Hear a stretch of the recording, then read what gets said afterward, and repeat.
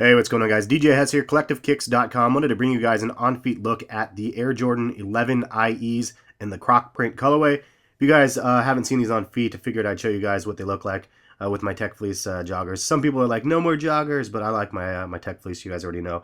Anyway, these things are pretty nice with the croc print fall colors kind of going on here, and then you have the gum bottom soles, which I'm a huge fan of as well.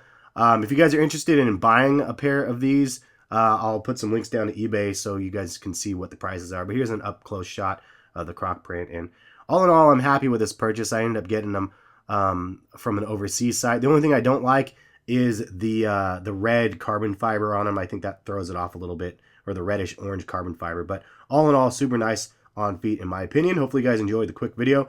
And if you do, give the video a thumbs up. Check back on my channel every day as I post videos daily. Thanks again for watching. Catch you guys later. Peace.